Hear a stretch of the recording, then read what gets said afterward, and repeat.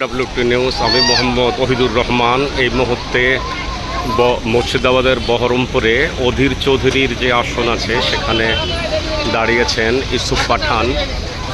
ইউসুফ পাঠানকে আমরা দেখছি। ইউসুফ পাঠান অধীর চৌধুরীর এগেনস্টে ভদ্রলোকে দাঁড়িয়েছেন আমাদের ক্রিকেটার ইউসুফ পাঠান। উনি ঢুকছেন ভাকুড়ি নামক স্থানে একটি মসজিদে। আপনারা দেখছেন অনেক লম্বা। আমি দেখাতে সক্ষম হয়েছি ইউসুফ পাঠানকে। উনি সংসদ অধীর চৌধুরীর এগেনস্টে দাঁড়িয়েছেন তৃণমূল থেকে। দেখা যাক আগামীতে কি হয়। ইউসুফ পাঠান অলরেডি মসজিদে প্রবেশ করলেন। অনেক বড় একটি মসজিদ, ভাকুড়ি নামক স্থানে যে মসজিদ, সেখানে আপনাদের মসজিদটাও দেখাচ্ছি আমি। অলরেডি মসজিদের ভিতরে প্রবেশ করে গেলেন।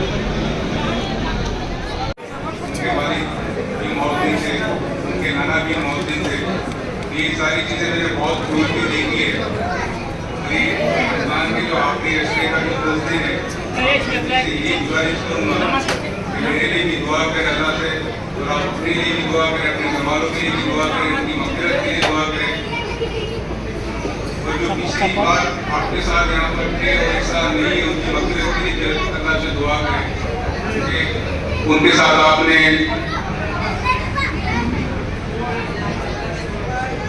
रमज़ान में तरावी पढ़ी होगी, कुरान पढ़ा होगा।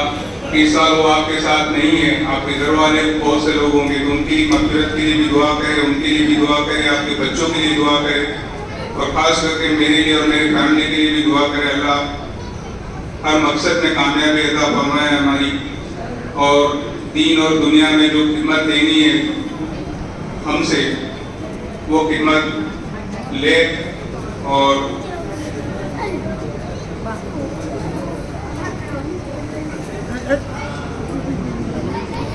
माशाअल्लाह, इतना लाइट चालू हुई होगा, नूर ही नूर हो गया। तो रमज़ान का महीना भी वैसा ही है कि हमारे दिलों को नूर नूर से भर देता है। तो इस रमज़ान के महीना आखिरी अशरा है, अल्लाह से ये दुआ करें कि जो इबादत आपने की है, जो इमाम साहब ने कुरान पढ़ा तरावी में, उनके कुरान पढ़ने को भी कबूल करे। और जिन किसी ने भी रोज़े रखे, नमाज़ें पढ़ी, अल्लाह उसको कबूल करे, और आइंदा सालों में भी पूरे साल नमाज़ पढ़ने की तौफीक अता फरमाए। यही दुआ करते रहे अल्लाह से। सिर्फ रमज़ान का महीना एक महीना नहीं है मुसलमानों के लिए कि नमाज पढ़े, कुरान पढ़े। ये तो अल्लाह ने हम सबको फ़र्ज किया है कि नमाज़ें पढ़े रमज़ान में, और पूरे साल 5 वक्त की नमाज पढ़नी है, साथ साथ में जो सुन्नत है आप पढ़ते वो पढ़नी है। तो इतना वक्त हम निकाल ही सकते हैं अपने लिए, अपनी आखिरत के लिए निकाल सकते हैं। बस यही कहूँगा, ज़्यादा बात नहीं कर पाऊँगा, लेकिन आप मेरे लिए दुआ करना, बहुत बहुत दुआ करना कि अल्लाह कामयाब करे, और आप लोगों की खिदमत, जो भी आपकी जो खिदमत करे। তৃণমূল থেকে ইউসুফ পাঠানকে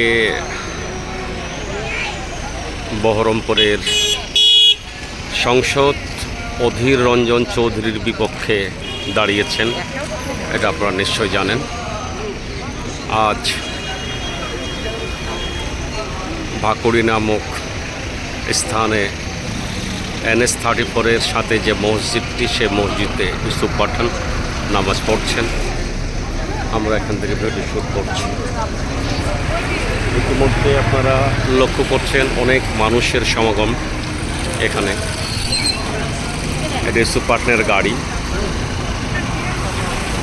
ইউসুফ পাঠান এই গাড়িতে চলে এসেছেন। আরও বিভিন্ন গাড়ি, অনেক গাড়ির বহর এখানে। সামনে অনেক পুলিশের গাড়ি। দেখা যাক।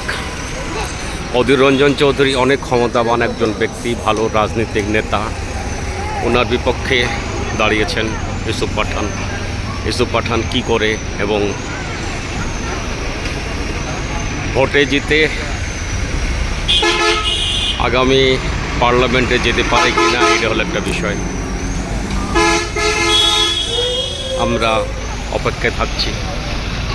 সেই সময় পর্যন্ত। আমি মোহাম্মদ ওহিদুর রহমান, RWT নিউজ, ভাকুড়ি, বহরমপুর।